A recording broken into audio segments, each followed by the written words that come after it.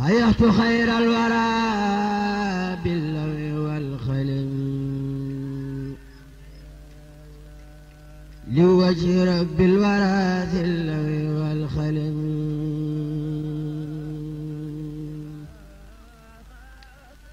بايعت خير الورى. Dans le Coran, Dieu commande aux hommes d'obéir au dernier prophète de l'islam, Mohammed, paix et bénédiction sur lui. Ce messager d'Allah était un homme élu qui exécutait les ordres de Dieu et transmettait ses révélations. Il incarnait celles-ci à travers ses actes et ses paroles. Aussi incarnait-il à travers tout son être l'idéal humain, agréé par Dieu, exalté soit-il. Dans le monde musulman, il y a de grands hommes et femmes connus pour leur sainteté et leur sublime caractère. Dans ce film, nous tenterons de montrer l'exemplarité que constituent les qualités morales et spirituelles d'un de ces saints hommes. Une fierté sénégalaise et musulmane. Un homme dont la vie et l'œuvre transcendent les réalités contingentes. Le Cheikh Ahmadou Bamba. Cheikh Ahmadou Bamba était le précurseur d'une voie empruntée par des milliers d'hommes. Une voie dans laquelle chaque vie d'un disciple véridique suffit de preuve pour étayer l'authenticité de l'islam.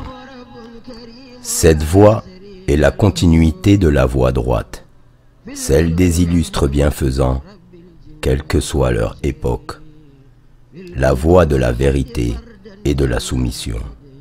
La voie de l'amour de Dieu, des prophètes et de toutes ses créatures. Le Cheikh Ahmadou Bamba a été initié très tôt aux sciences et à l'adoration de Dieu, ce qui l'éloigna de toute ambition matérielle. Depuis son plus jeune âge, il éprouvait un amour pour son Créateur. Ses parents racontent qu'il s'imposait des prières pendant la nuit avant même d'être envoyé à l'école coranique. Ce, parce que son père lui avait dit qu'il était dans les habitudes des gens pieux de prier pendant la nuit. À cette époque, il ne savait sûrement pas ce qu'il fallait dire dans la prière, mais il s'agit ici de montrer son souci, depuis son enfance, d'imiter les gens pieux. Comme il a grandi avec cette ambition de rencontrer Dieu, il était naturel qu'il désirât tout ce qui le rapprochait de lui et craignit tout ce qui l'en éloignait. Le Cheikh Ahmadou Bamba n'aimait ni ne détestait qu'en Dieu, par Dieu et pour Dieu. Il n'avait d'amis et de compagnons qu'en Dieu. Il ne se déplaçait et ne se reposait que pour acquérir l'agrément de Dieu. Il ne se préoccupait des profits temporels que quand ils étaient acquis pour Dieu et dépensés pour lui. En effet, il ne se réjouissait des biens de ce monde que quand ils étaient dépensés dans les œuvres de bienfaisance. Il s'en réjouissait alors parce que cela était agréé par Dieu. Par ailleurs, tous ses discours étaient axés sur la mention des sublimes noms de Dieu, la recommandation de la bienfaisance et l'interdiction de la malfaisance. En substance, on ne peut se souvenir de lui sans penser à Dieu. Certes, il est l'un des meilleurs parmi les hommes, car, comme le dit le messager de Dieu, la meilleure personne dont on doit rechercher la compagnie est celui dont la vue nous rappelle Dieu, dont les paroles augmentent notre science et dont les actes vous font penser à l'au-delà. Or, Cheikh Ahmadou Bamba est l'une des personnes dont le souvenir fait penser à Dieu. Car tous ses discours, ses audiences, ses actes nous rappellent Dieu. Cette réalité est constatée dans sa conduite envers Dieu par tous ceux qui l'ont fréquenté. Cela est attesté par sa droiture, par sa conformité à la loi formelle et par la clairvoyance exotérique renforcée par la lumière de la vérité. Il est à noter qu'il ne s'est jamais servi d'un bien douteux. Et parmi les nombreuses offrandes que les gens lui amenèrent, Il n'en utilisa que celles qu'il savait légalement acquises. Tout ce qui précède témoigne de son aversion pour l'illicite et sa méfiance envers les choses douteuses. De plus, son attachement au Coran et l'estime qu'il lui accordait étaient sans précédent. C'est le Coran qui l'a guidé dans sa quête de l'agrément divin. Durant toute sa vie, il n'a d'ailleurs jamais cessé de glorifier le Saint-Coran et de magnifier sa grandeur. Aussi, récitait-il le Coran fréquemment. Sa récitation se poursuivait durant les heures du jour et de la nuit. Le motif de ces fréquentes récitations du Coran résidait dans son authentique espoir que ce serait un moyen de jouir de l'amour de son Seigneur, de se rapprocher de lui et d'être en intimité avec lui. Son illustre biographe, Cheikh Mohammed al-Bashir Mbaké, témoigne: comme ceux qui ont fréquenté le Cheikh Ahmadou Bamba, j'ai été témoin de son habituelle récitation nocturne du Coran. Très souvent, quand les gens dormaient, il récitait le Coran à ravir les cœurs, à provoquer l'émotion et à apaiser des désirs excités. Mais il était rare qu'on se réveillât à une heure quelconque de la nuit en jetant un coup d'œil vers sa maison sans l'entendre réciter le Coran. Une de ses activités nocturnes consistait à se promener dans les allées propres aménagées à cet effet, où il récitait le Coran tout comme il veillait à le faire dans chaque coin de sa vaste maison animée. Ses chambres étaient séparées par de vastes chemins, dans des baraques à l'ombre, toutes remplies d'exemplaires du précieux Coran. Le sol de cette maison était devenu bien aplani, tellement le cheikh s'y promenait en récitant le Coran. Sa maison était meublée de tapis somptueux, égaux et moelleux, dont certains valaient 1 ou plusieurs milliers de francs de l'époque, et d'autres des centaines de francs, tous déployés pour abriter des exemplaires du Coran. Les cours de la maison étaient proprement aménagés pour les promenades accompagnées de récitations du Coran. En outre, il était rare que le cheikh pénétrât dans une de ces chambres de cette maison sans y effectuer une prière de 2 rakas. Aussi, ordonnait-il à chaque fois qu'il érigeait un nouvel édifice au lecteur du Coran d'y effectuer nuit et jour un grand nombre de khatmas. Tout en récitant le Coran, il supervisait personnellement les travaux de ses disciples, à qui il distribuait de la nourriture et offrait du thé et du café préparés dans de grandes écuelles, à côté de nombreux repas apportés par les mourides voisins. Ainsi, ses seules activités consistaient à rendre service à l'humanité et à adorer son Seigneur. C'est ce qui fit dire à Cheikh Sidiya Baba, l'un des piliers de la tariqa Qadriya et l'un de ses plus grands dignitaires en Mauritanie: le seul défaut d'Ahmadou Bamba, c'était son dévouement au culte de son Seigneur et son souci constant d'être utile aux hommes. Il ignorait le repos à tel point qu'il n'a jamais construit de maison ni installé un lit pour s'y reposer. Pour nombre et luxueuses qu'elles fussent, ces maisons et les meubles les ornant, construites par des mourides, étaient réservées à la conservation des exemplaires du Coran et des livres de science. Il disait: c'est au prix de l'effort que tu acquiers l'éminence. Celui qui aspire à un rang sacrifie les nuits en veille. Qui ambitionne l'éminence et dort la nuit, convoite pour soi-même l'impossible. Cependant, ces journées étaient divisées en des heures consacrées à l'examen des besoins des gens et les autres à l'entretien de ses rapports avec son Seigneur. Car le cheikh ne faisait de compromis avec personne dans ce domaine. Il n'avait pas le temps de discuter des choses futiles. Quant aux prières accomplies au milieu de la nuit, constituait son activité préférée. Cheikh Mohammed al-Bashir nous raconte que la prière et la récitation des formules de dhikr remontant au prophète constituaient la plus grande partie de ses activités de nuit. Parfois, il se rendait à différents endroits du village et à des cours de sa grande maison qu'il ne pouvait visiter que quand les gens dormaient à cause de la bousculade que provoquait son apparition devant le public, bousculade causée par leur désir d'obtenir la baraka et sa bénédiction. Les disciples ont raconté que souvent, ils le voyaient sortir au cours de la nuit pour visiter les tombes. En somme, ses activités diurnes étaient ininterrompues et comportaient toutes sortes d'œuvres surérogatoires.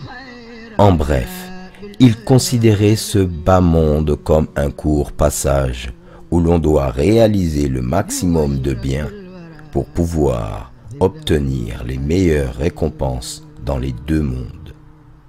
Ainsi, réunissait-il toutes les belles qualités des grands hommes de Dieu, dont l'une des plus distinguées, la patience.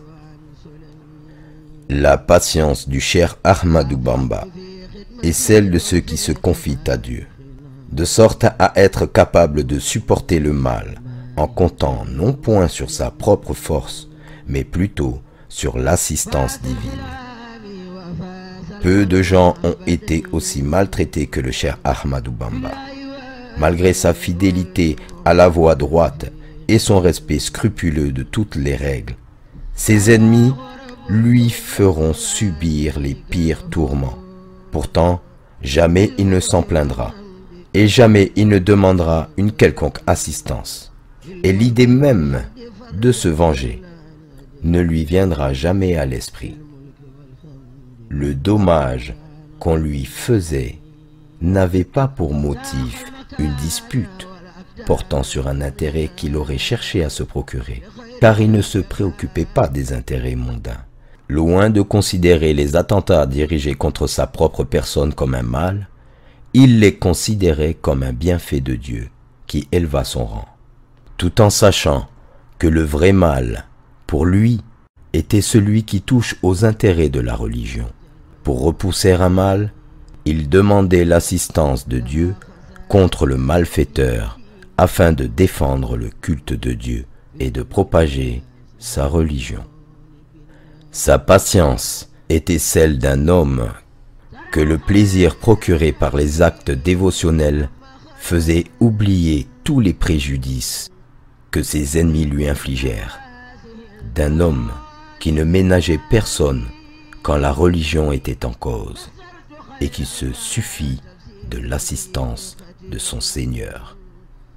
Sa douceur et sa gentillesse allaient au-delà de toute entente. Dans ses demeures, les richesses et les biens matériels accumulés étaient innombrables.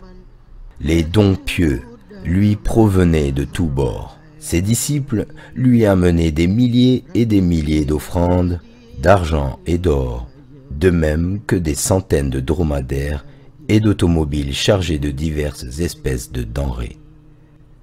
À savoir que ses disciples ne lui faisaient don de leurs biens et de leurs richesses que pour amour d'Allah et du prophète Muhammad sallallahu alayhi wa sallam. De toute évidence, le cher Ahmadou Bamba fut l'un des hommes les plus fidèles aux ordres d'Allah et aux modèles prophétiques. La foule nombreuse des donateurs, des quémandeurs en tout genre et des autres visiteurs se succédèrent nuit et jour à sa demeure. Néanmoins, il les traitait tous avec une bonté spontanée. Quant aux gens pieux, aux érudits et aux savants, il leur fournissait d'énormes quantités de vivres afin de leur permettre de se consacrer à leur culte.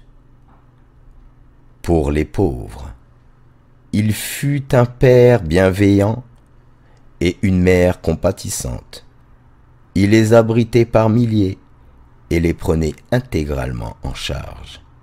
Si bien qu'on observait sur lui des signes de regret quand un nécessiteux, dont il n'avait pas été informé de la présence, puisse quitter sa maison sans bénéficier de sa générosité. Il s'en désolait Et si le nécessiteux était connu, il lui envoyait alors l'aide qu'il espérait. De même, quand un besogneux ne pouvait pas le voir à cause d'un manque de temps ou pour une autre raison, il lui envoyait ce qu'il cherchait, même s'il habitait un endroit lointain. Il faisait cela par bienfaisance et pour l'amour d'Allah envers ses créatures. Nul doute qu'il n'usait d'aucun moyen pour acquérir des biens. Il ne cherchait ni à les accroître, ni à les thésauriser. Il versait dans le sac du pauvre ce que le riche donateur apportait. Sa main charitable était tendue à l'extrême. Cette sublime qualité constitue l'une des choses qui faisait que quiconque le fréquentait l'aimait. Manifestement, il fut l'une des personnes les plus aimées de son temps. Le Cheikh Bamba, aussi surnommé Khadim Rasoul, avait tout à sa disposition pour s'enorgueillir ou faire preuve d'un abus d'estime de sa propre personne. Mais il ne fut rien de cela. Par conséquent, son influence, son pouvoir et le prestige dont il disposait aux yeux des gens, tout cela n'avait que trop peu d'importance pour lui. On raconte qu'il s'occupait lui-même de ses tâches personnelles, bien qu'il conquît déjà le cœur de milliers de personnes disposées à lui rendre service à tout moment. Il était toujours vêtu de vêtements légers et simples, toujours avec ses fameuses sandales. Il s'asseyait à même le sol, sans tapis. Il serrait la main des riches et des pauvres, et il passait la salutation en premier. Il ne négligeait ni ne rabaissait ce à quoi il était invité. Il était souple, il avait le comportement d'excellence et avait une belle conduite envers les gens.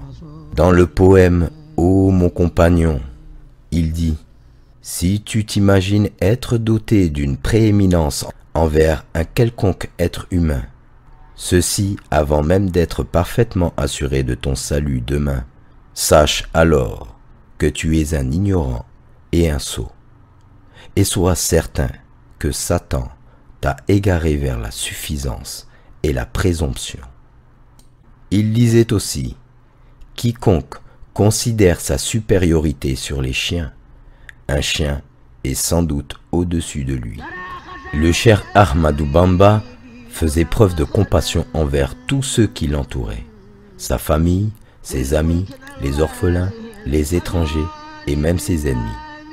Il observait les règles de politesse et de courtoisie de la meilleure façon, tout au long de sa vie.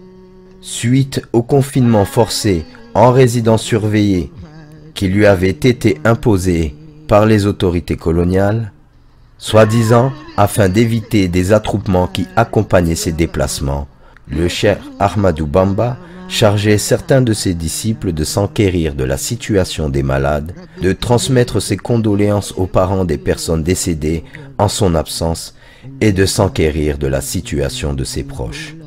Le Cheikh Bamba Khadim Rasoul envoyait également de l'aumône et de nombreux dons, en argent ou en nature, à des pauvres, à des frères de religion, aux pauvres et d'autres connaissances dont le culte de l'honneur retenait de solliciter une assistance. À propos de sa miséricorde envers les créatures d'Allah, Cheikh Mohammed al-Bashir témoigne: Dieu avait mis dans la créature de notre Maître l'affection pour les croyants et la pitié pour toutes les créatures. Il patientait, s'en remettait à Dieu, supportait les préjudices des ennemis et nourrissait à leur égard de la sympathie, espérant qu'ils seraient finalement bien guidés. Notons que lorsqu'il discutait avec quelqu'un, il le faisait avec une telle politesse que toutes les fois qu'on lui parlait, il n'interrompait jamais et écoutait jusqu'à ce que la personne ait fini. Généralement, cette luminosité éclatante s'estompait, et ce doux sourire, rendant le cœur de tout le monde enclin à être attiré vers lui, nourrissant de ce fait toute leur sympathie à son égard. Sur sa pudeur, Cheikh Mohammed al-Bashir ajoute: il lui arrivait souvent dans sa maison de surprendre un homme en train d'endommager quelque chose ou de pénétrer dans quelque lieu sans permission. Tout en détestant ces actes, le cheikh se contentait d'identifier l'intrus, sans que celui-ci ne s'en aperçoive, disparaissant discrètement jusqu'à ce que l'individu sorte de la maison.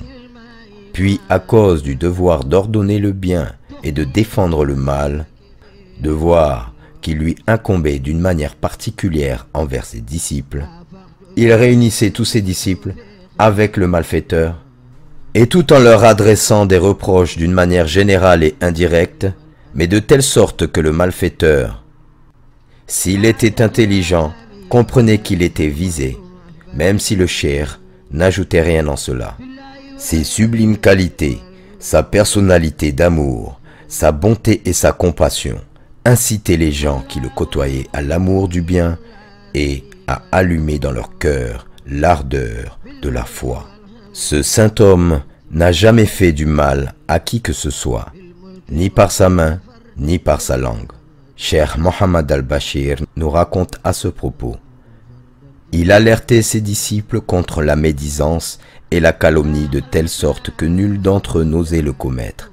Il ne tolérait même pas cette sorte de médisance dite licite, qui consiste à s'entretenir avec ses compagnons d'une personne absente, même si ce n'était pas dans l'intention de faire connaître les défauts de cette dernière. Il n'a jamais rendu le mal par le mal, et il était un homme miséricordieux, comme l'histoire n'a jamais connu. Au bout de 33 ans de privation de liberté dans la maltraitance et la souffrance, jamais, au grand jamais, il ne s'est plaint. Jamais il n'a pensé à la vengeance. Malgré tout ce que les colonisateurs français lui infligèrent, avec l'échec de leurs manœuvres répétées contre lui, il leur pardonna sans aucune rancune. J'ai pardonné à tous mes ennemis pour l'amour du Seigneur, qui les a écartés de moi à jamais, dit-il. Aussi, je ne songe nullement à me venger. J'ai accordé mon pardon à tous mes ennemis avec pureté du cœur. Cette noble attitude du cheikh, en totale harmonie avec la moralité du Coran, devrait servir de modèle pour les relations interconfessionnelles encore aujourd'hui. Presque en définitive, par son humilité, sa modestie, son affection et sa prévenance en toutes circonstances, le cheikh Ahmad Bamba était l'un des meilleurs modèles de son temps et le reste tout aussi bien de nos jours. À savoir qu'il ne s'écoule pas un moment où le cheikh n'est pas au centre de toutes les préoccupations de milliers de personnes sur l'ensemble du territoire national sénégalais et bien au-delà. Même ses ennemis, après lui avoir infligé toutes sortes de souffrances, finirent par reconnaître ses qualités supérieures. En 1913, Antoine Martin Lasselve fut nommé administrateur du cercle de Diourbel par la France. À l'issue de sa mission, en 1915, M. Lasselve adressa aux instances supérieures de l'AOF un rapport dans lequel il affirmait ceci au sujet du cheikh. Ce cher Bamba détient certes une puissance innée dont la raison ne parvient pas à saisir la source et expliquer la capacité de forcer la sympathie. La soumission des hommes à lui est extraordinaire et leur amour pour lui les rend inconditionnels. Il semble qu'ils détiennent une lumière prophétique et un secret divin semblable à ce que nous lisons dans l'histoire des prophètes et leur peuple. Celui-là, le cheikh, se distingue toutefois par une pureté de cœur, par une bonté, une grandeur d'âme, et un amour aussi bien pour l'ami que pour l'ennemi, qualités dans lesquelles ses prédécesseurs l'auraient envié, aussi grandes que fussent leurs vertus, leur piété et leur prestige. Les plus injustes des hommes et les plus ignorants des réalités humaines sont ceux qui avaient porté contre lui de fausses accusations consistant à lui prêter l'ambition du pouvoir temporel. Je sais que les prophètes et les saints qui menèrent des guerres saintes les ont faites sans disposer de la moitié de la force dont dispose ce cheikh.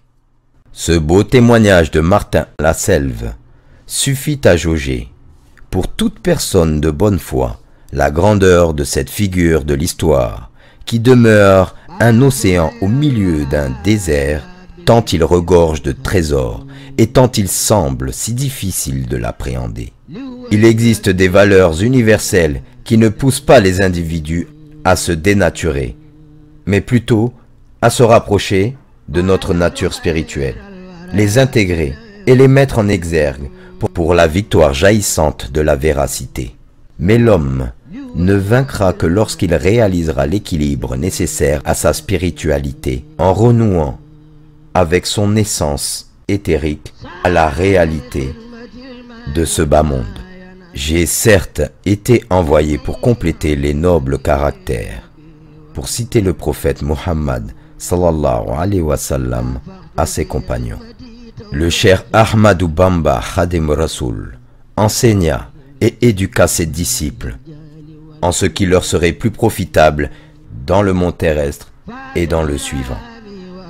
Il leur enseigna tout ce qui authentifie leur croyance en l'unicité divine, les incitant à la pratique religieuse de la plus belle manière qui soit, nourrissant leur amour à Dieu, au prophète Muhammad sallallahu alayhi wa sallam et aux gens de bien. Ce faisant, il inculqua à ses disciples le mode de vie à adopter vis-à-vis de leur prochain, mais aussi l'amour, la compassion qu'il faut nourrir envers eux, si bien que cela les protégerait de tout mal susceptible de nuire à leurs âmes. C'était un homme intègre qui transformait quiconque le fréquentait. Son attitude, faite de compassion, de tolérance, de compréhension et de patience, fut la voie qui fit naître dans les cœurs un profond amour pour l'islam et le prophète Muhammad. Que la paix et la bénédiction d'Allah soient sur lui.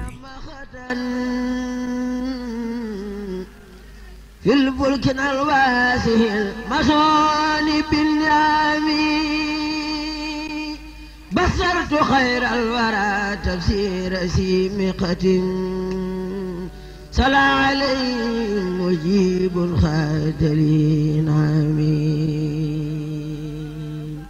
ساعة بخدمة المختار خيب من ليكفوا الدار ما سروا